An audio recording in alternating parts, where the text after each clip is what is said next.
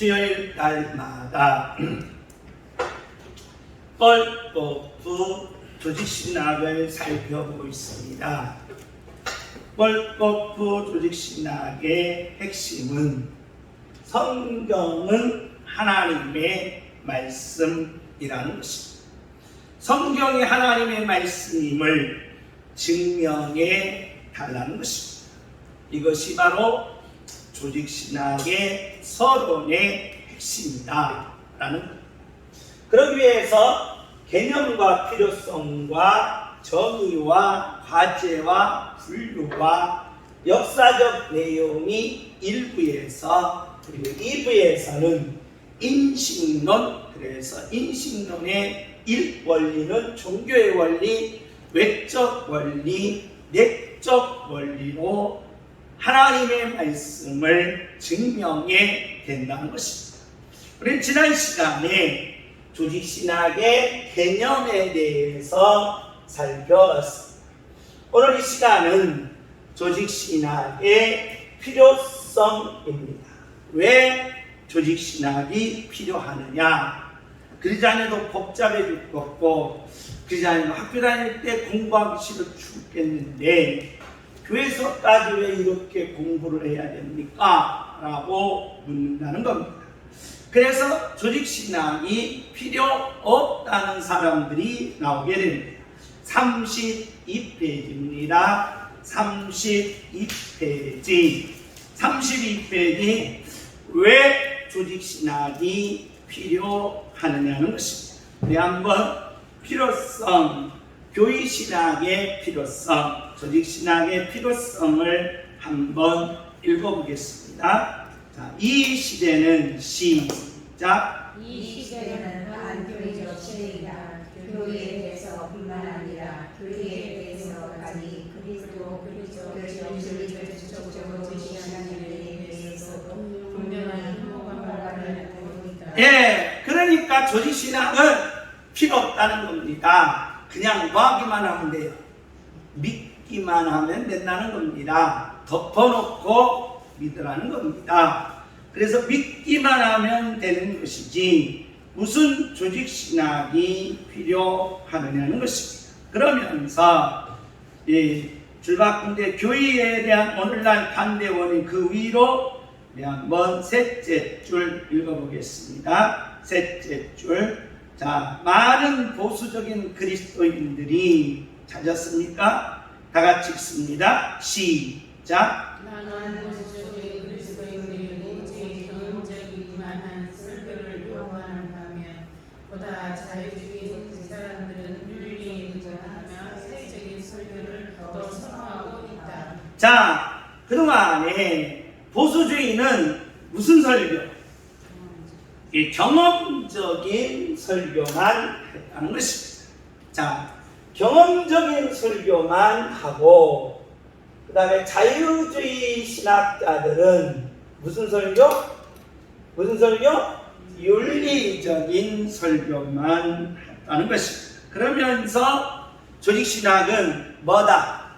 필요 없다라고 이야기를 한다는 것입니다.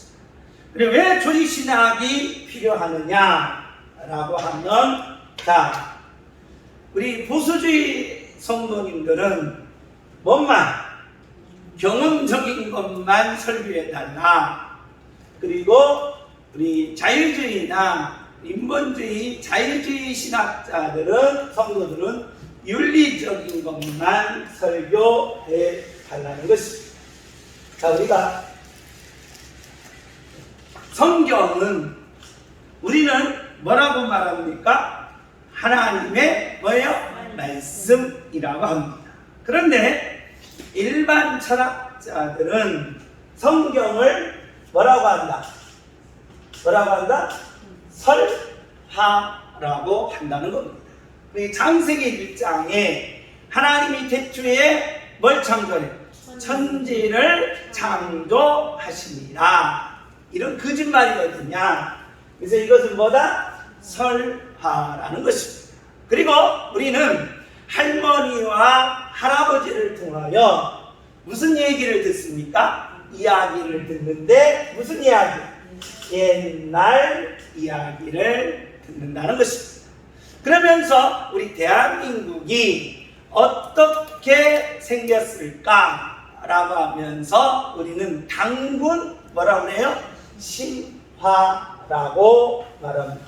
그러니까 설화나 옛날 얘기나 뭐예요?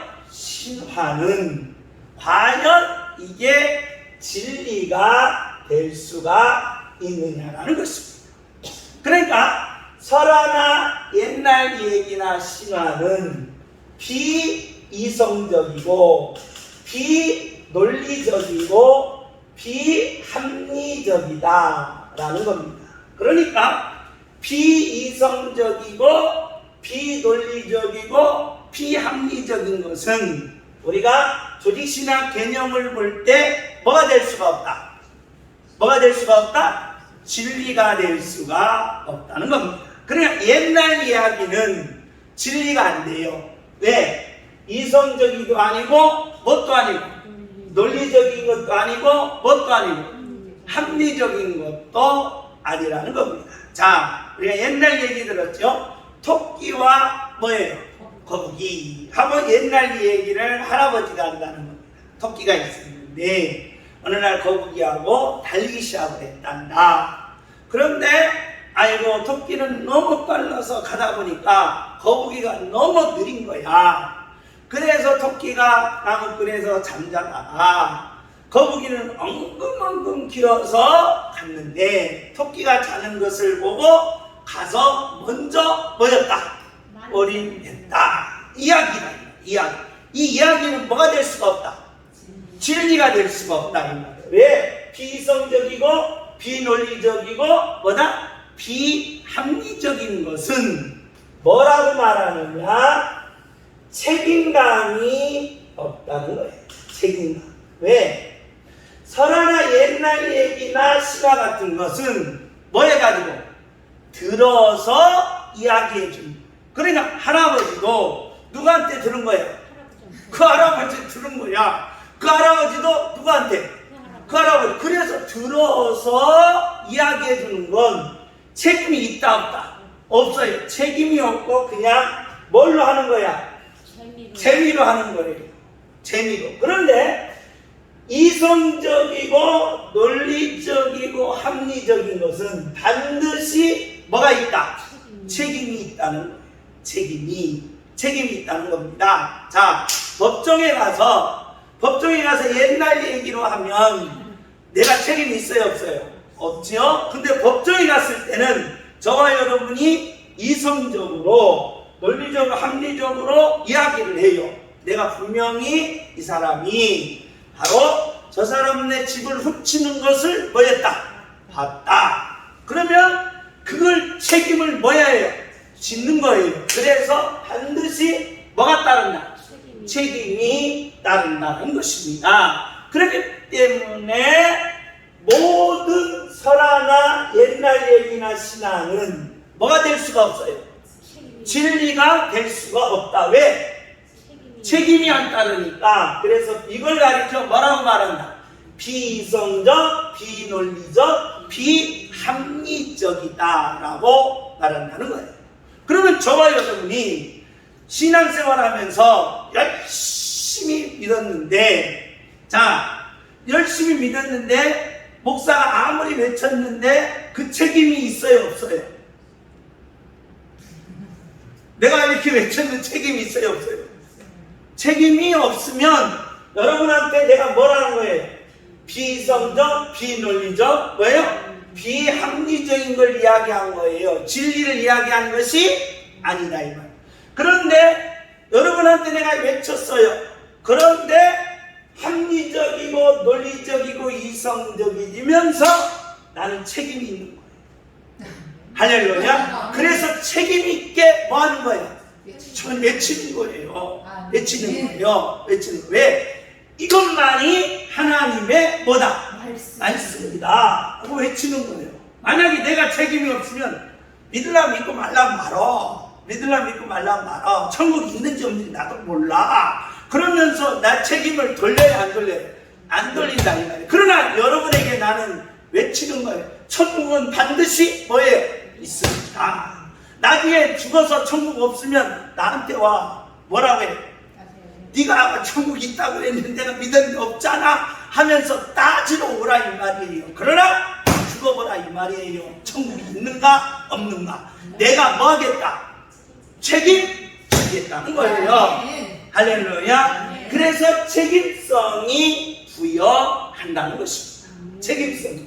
그러면 이 책임성과 합리적과 논리적과 이성적인 것이 되려면 어떻게 해야 되냐라고 할 때 성경 전체를 뭐해서 해석해서 뭘 만들어라? 객관화를 만들어가는 것입니다. 자, 예를 든다면 자, 구약 성경에서는 뭐라고 말하냐? 한 대 때리면 너도 뭐해라? 때려라. 그 말이에요. 그러니까 한 대 맞으면 너도 뭐해라? 때려라. 하라는 거예요. 그런데 신약 성경에서 딱 보니까 예수님은 뭐라고 말했어요? 한 대 맞으면 뭣도 되라. 왜 병도 되라는 거예요? 그러면 구약과 신약이 맞아요, 틀려요? 틀리다 이 말이에요. 틀리다 이 말이에요. 그래서 성경은 꼭 뭘 해야 돼? 해석을 해야 된다 이 말이에요. 해석을 해서 그걸 뭘로 시켜라? 객관화라고 할 때 이 객관화가 뭐냐라고 하면 하나의 주제, 하나의 내용, 하나의 해석, 하나의 결론을 이야기하라는 거예요. 그래야 뭐가 필요하다? 그래서 뭐가 필요하다? 조직 신학이 뭐하다? 필요하다. 그러니까 하나의 주제를 저와 여러분이 성경에서 창세기서부터 계시록까지 하나의 주제하고 여러분과 제가 말해야 된다. 성경의 하나의 주제가 뭐예요?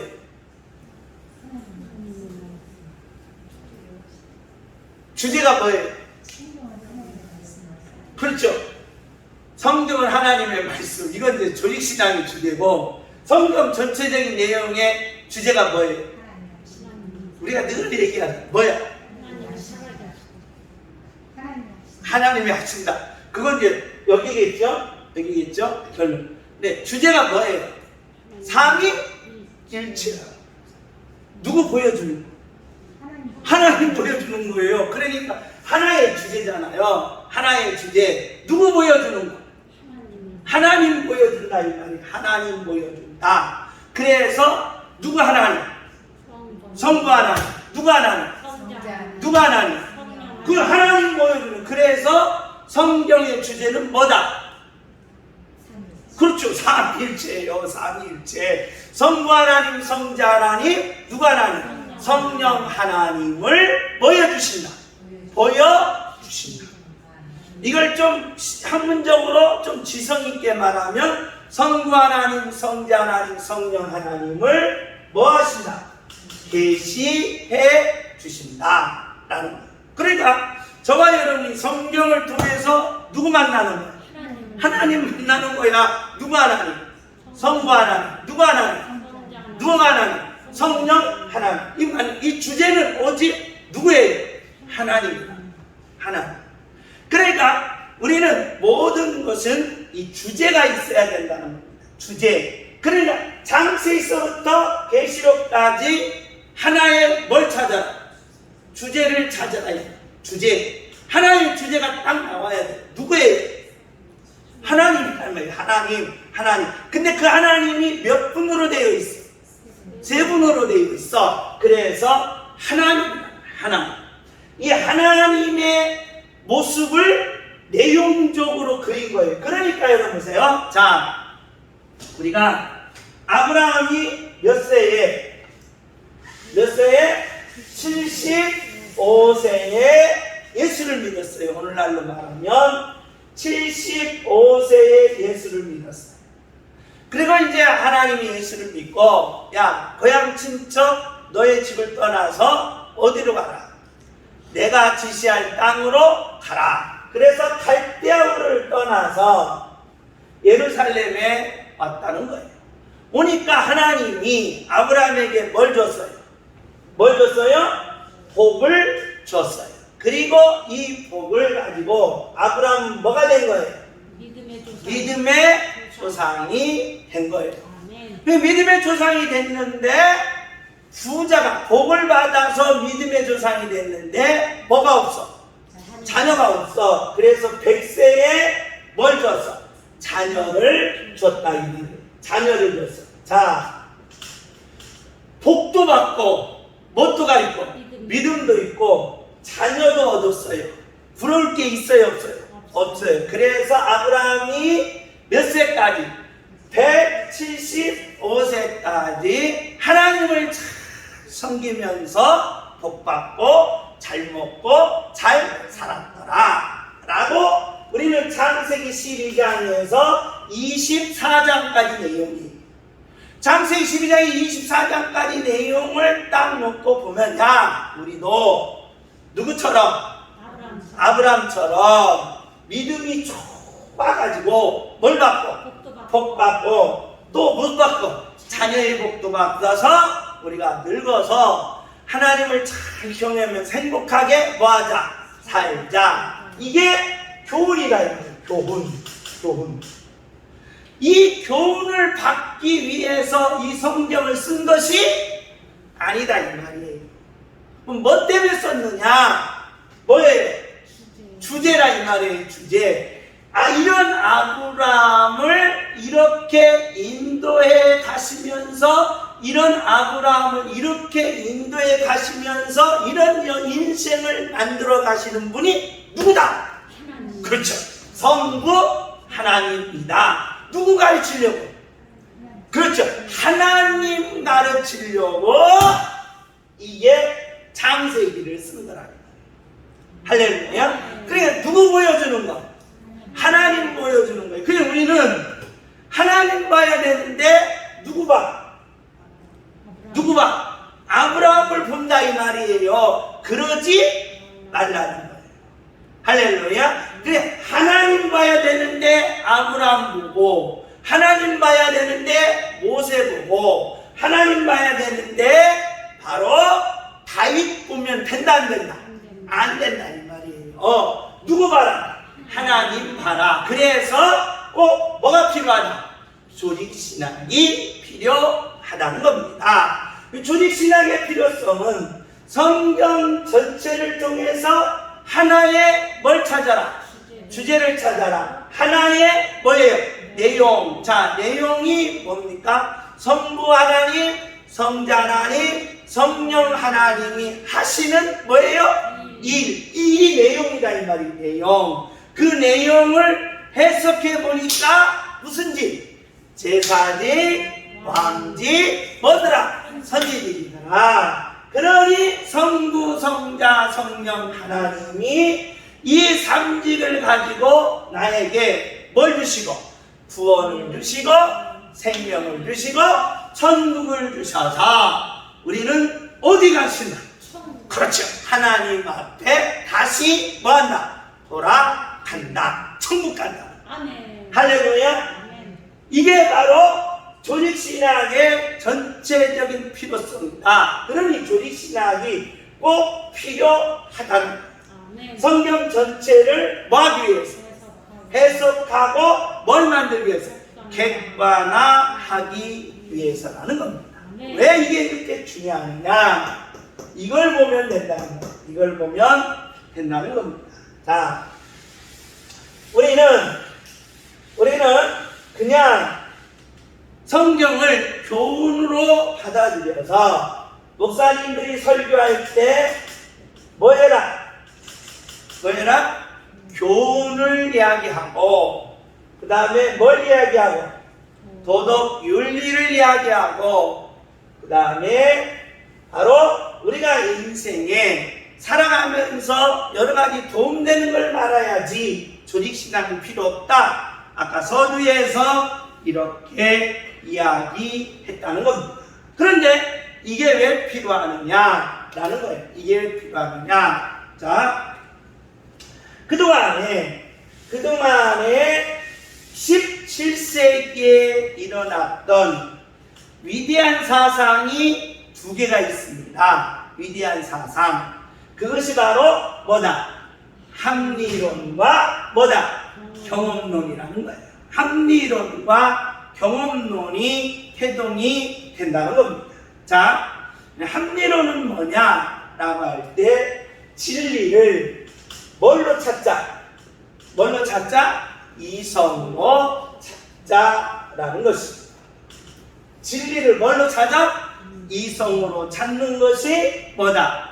합리론이라는 겁니다. 그러면 여러분 보세요. 자, 진리를 이성으로 찾기 위해서 데카르트가 한 방법이 뭐냐? 모든 것을 다 모여봐라. 모여봐라. 의심해봐라. 의심해봐서 의심되는 것은 뭐가 아니다? 진리가 아니다라는 겁니다. 진리가 아니다라는 거예요. 자, 여러분과 제가 자 손이 있어요. 손이 몇 개예요? 손이 몇 개입니까? 손가락 몇 개? 5개. 이거 분명 사실이죠. 사실이죠.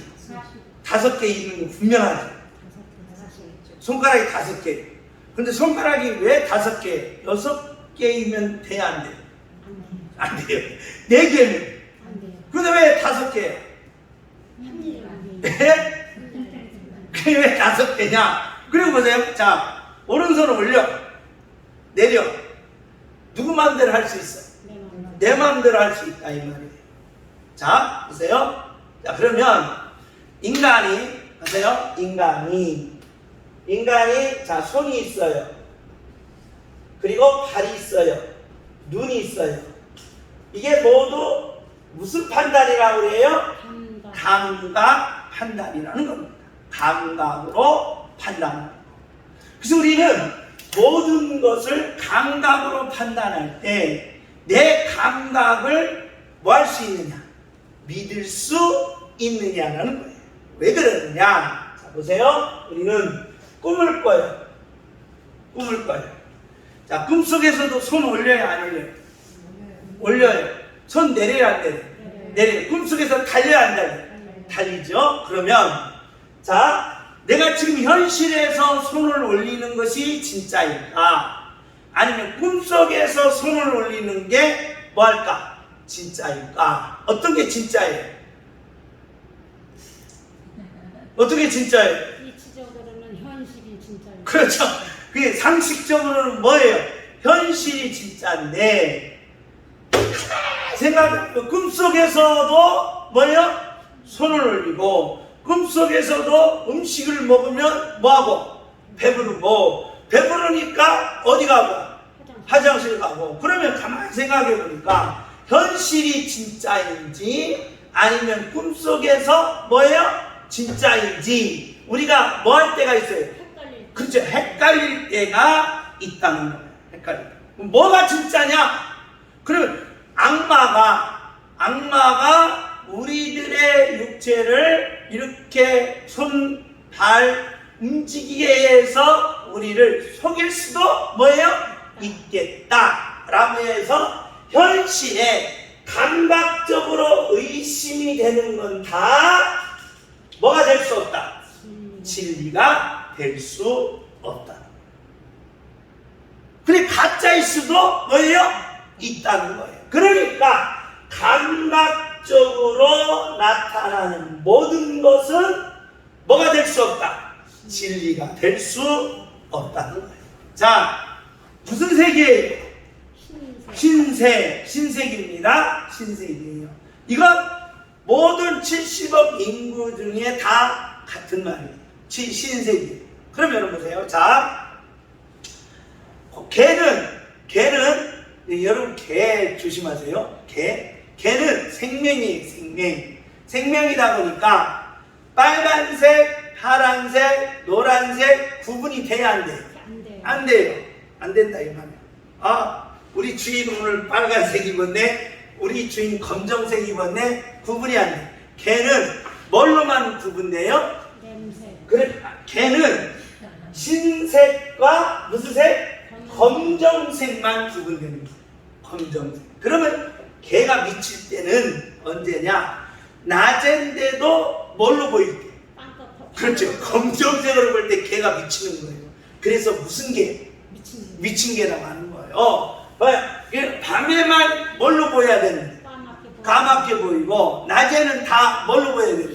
흰색으로 보이는데 해 떴는데 개가 보니까 검정색으로. 그래서 개가 뭐 하는 거예요? 미치는 거예요. 그 미친놈이라고. 그래서 그게 바로 거기서 나왔다 이 말이에요. 그럼 보세요. 자, 우리의 감각이 다 흰색이라고 했다 이 말. 그러면 여러분 뱀은 뭘로 감지해요? 뱀은 뭘로 감지해요? 혓바닥 사람이네 호랑이네 그렇게 감지한다 이 말이에요. 그러니까 자, 우리의 감각도 이거 흰색이라고 했는데 태양빛이 우리 눈에 들어와서 우리 망막을 건드려서 망막을 흥분시킬 거예요. 흥분시켜서 흥분된 것이 뭘로 가가지고 내려가서 이것은 무슨 색이다? 이건 무슨 색이다? 흰색이다 라고 한다는 거예요. 이 감각이에요, 감각. 그래서 이 감각으로 말할 때 흰색인데 이게 분명 다 흰색이냐? 흰색이 뭐일 수도 있다. 아닐 수도 있다는 거예요. 그렇죠? 그러니까 여러분 감각적으로 볼 때 우리가 다 감각을 흰색이라고 하지만 우리가 이 망막이 뭐 해가지고 흥분돼서 미쳐가지고 흰색이라고 한 건데 정상으로 우리 뇌가 돌아왔을 때 이게 뭐가 아닐 수도 있다. 흰색이 아닐 수도 있다. 의심이 돼야 안 돼요? 돼요. 그러면 이것도 뭐가 될 수 없어. 그러니까 감각적으로 된 모든 세상은 뭐가 될 수 없다. 진리가 될 수가 없다. 진리. 그러니까 여러분 보세요. 자, 우리가 기도하다가 누구 봐요? 한상을 보잖아요. 이거 뭐예요? 감각이에요. 그래서 데카르트에서는 그거 누구 아닐 수도 있다. 예수님 아닐 수도 있다는 거예요. 자, 제가 본 예수님은 머리를 짧았어요. 그런데 화면에 이렇게 그림상에 보니까 예수님이 머리가 뭐예요? 길어요. 그리고 제가 본 예수님은 나보다 못생겼어요. 그런데 예수님 보면 모델로, 그 다음에 예수님 영화 보면 진짜 뭐예요? 잘생겼어요. 그러면 그림에서 보고 텔레비에서 본 예수님이 진짜예요? 내가 본 예수님이 진짜예요? 내가 본 예수님이 진짜. 그래 이것도 감각이라 이 말이에요. 감각. 이게 우리가 신앙생활하면서 기도하면서 못 받은 거, 응답 받은 거, 음성 들은 거, 이거 다 뭐예요? 감각. 그래서 감각적으로 말하면 다 뭐가 아니다? 진리가 아니다라고 데카르트는 오늘 우리에게 이렇게 이야기해요. 야 인마 그거 감각이야. 그럼 뭐가 아니야? 진리가 아니면 너 예수님 본 거 아니야 인마 하고 이렇게 접근한다 이 말이에요. 그래서 뭐가 필요하다? 그렇죠. 조직신앙이 필요한 거예요. 조직신앙이. 그래서 여러분과 제가 감각적으로 경험한 것이 진짜 누구다? 예수님이다라고 말할 수 있는 뭐가 필요해요? 조직신앙이 필요하다 이 말이에요. 아멘. 왜? 이 사람들은 다 뭐하니까? 의심하니까. 모든 감각은 다 의심이 되는 거예요. 그래서 여러분 신앙생활하면서 이 신비적 체험들 다 뭐예요? 다 뭐예요? 입신도 뭐예요? 감각이죠. 기도하다가 예수님 본 거 뭐예요? 자, 꿈속에서 누구 본 거? 예수님 본 것도 뭐예요? 감각. 그러니까 이거는 데카르트에 의해서는 뭐가 될 수 없다? 진리가 될 수가 없다라고 주장해 왔다는 거예요. 이걸 가리켜 뭐라고 말한다? 이 뭐라고 말한다? 합리론이라는 겁니다. 합리론. 자, 여기까지. 이게 좀 길어요? 근데 이런 얘기 필요하느냐? 중요해요. 우리는 감각적으로도 누구 만나요? 예수님 만나요. 그렇죠. 예수님 만나요. 감각. 기도하다가 어떤 체험이 있어야 되는 거예요. 체험이 없으면 돼요, 안 돼요? 안 되죠. 안 돼요. 못 들어 신앙생활에 뭣도 없는데. 체험도 못 들어 신앙. 그래, 여러분과 저는 반드시 뭣도 있어야 돼요. 체험이 있어야 돼요. 체험. 근데 그 체험이 뭐가 되려면, 진리가 되려면 꼭 뭐가 필요하다? 조직신앙이 필요한 거예요. 아멘. 할렐루야. 아멘. 이게 체험 없으면 돼, 안 돼? 안 돼요. 그러니까 예수 믿다가 신비적 체험이 꼭 있어야 돼. 주먹을 주여 하면 내게 체험을 부어 주옵소서. 주여. 내게 체험을 부어 주옵소서. 주여. 내게 체험을 부어 주옵소서. 자, 바울이 다메섹 가다가 누구 만났어요? 예수님 만났어요. 뭘 했어요? 체험했어요. 무슨 체험? 무슨 체험? 감각적 체험을 했다는 거예요. 그럼 사도 바울이 감각적 체험이 가짜냐? 진짜라는 것을 이야기하기 위해서 꼭 뭘 했다? 조직신앙을 한 거예요. 할렐루야. 그게 여러분과 제가 기도하면서 응답받은 거 이거 뭐야? 체험이에요. 체험. 그러면서 여러분과 이 예수 믿는 사람들은 이 신비적 체험을 뭐 해야 돼? 많이. 할렐루야. 아멘. 예수님도 뭐하고? 보고, 천국도 뭐하고? 갔다 와보고. 할렐루야. 아멘. 천국도 체험해보고, 예수님도 체험해보고, 아브라함 시대에 또 체험해보고, 노아 시대도 체험해보고, 홍해도 뭐 해보고? 건너보고. 할렐루야. 아멘. 그래서 우리는 감각적으로 뭘 해라? 체험해야 된다. 주여 하면 주여 내게 체험을 부어 주옵소서. 주여. 내게 체험을 부어 주옵소서. 아멘. 아멘. 그래서 기독교는 신비함이 빠지면 된다 안 된다? 안 되는 거야. 아멘. 그래서 우리는 뭐 속에 사는 거야? 신비 속에 사는 거야. 신비. 그래서 우리는 뭘 해야 돼? 체험을 해야 돼. 그런데 내가 한 감각적으로 한 체험이 의심돼서 그게 아니다라고 주장하는 데카르트를 이기려면 뭘 해야 돼? 조직신앙을 하나 이 말이에요. 왜? 이성적인 내용을 창세기서부터 계시록까지 뭐예요? 하나의 주제, 하나의 내용, 하나의 해석, 하나의 결론을 내려놓고 하나님이 내게 뭘 주셨다? 체험을 주셨다. 이런 하나님이 내게 뭘 주셨다? 응답을 주셨다. 이런 하나님이 내게 오셔서 뭐 하셨다? 말씀하셨다. 누가 주신 거야? 하나님 주신 거야. 그래서 우리는 돈 생기면 우리는 뭐라고 말해요? 돈 생기면 뭐라고 말해요? 그렇죠. 하나님이 주셨다고 하잖아요. 하나님이 주셨다고. 세상 사람들은 돈 생기면 운이 좋았다든지 아니면 내가 열심히 땀 흘려서 뭐 했다든지 벌었다든지 직장 생활에서 내가 모든 것을 했다든지 하면서 이유를 내는데 우리는 이유가 없어. 돈 주면, 돈 생기면 누가 주셨어? 하나님이 주셨어. 건강 있으면 누가 주셨어? 하나님이 주셨어. 왜? 이것 때문에. 누가 주셨다? 자, 돈 생기면 누가 주셨다? 하나님이 주셨습니다. 건강 생기면 누가 주셨다? 하나님이 주셨습니다. 우리가 미쳤어요? 안 미쳤어요. 아멘. 왜? 이것 때문에 하나님이 주신 것이 너무나도 뭐한 거예요? 분명하다.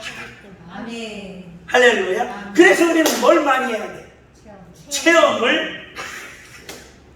그래서 기도하면서도 체험하고 신앙생활하면서도 체험하고 병이 있으면 병이 낫는 것을 체험하고 암병이 있으면 암병이 물러가는 걸 체험하고 기도를 통하여 가난이 저주가 떠나는 걸 체험하고 그래서 저와 여러분은 체험을 뭐 해야 돼? 아멘. 그래서 하루에도 12번씩 20번씩 1000번씩 10,000번씩 뭐하게 하옵소서? 체험하게 하옵소서. 아멘. 할렐루야. 아멘. 주여 하면 내게 체험을 부어 주옵소서. 주여. 내게 체험을 부어 주옵소서. 주여. 내게 체험을 부어 주옵소서. 그러면 감각적으로 체험하는 것이 의심이 된다는 거예요. 여러분 홍해가 갈라졌어요. 감각이죠. 그러면 데카르트의 성경에 있어서는 이건 의심되니까 이건 뭐다? 거짓말이다 라고 하면서 성경에 홍해 사건을 지워버리는 거예요. 근데 우리는 뭘 했어? 체험한 거예요. 야, 이거 내가 홍해 직접 걷는 사람이야. 그런데 뭐 거짓말이 무슨 성경에서 빼냐고 말해. 이것은 분명히 누가 하셨어? 하나님. 이게 나와야 된다. 할렐루야. 그래서 반드시 뭐야? 체험하라. 할렐루야. 이것이 믿는 자의 능력이 되어야 돼. 그래서 우리는 뭘로 체험해야?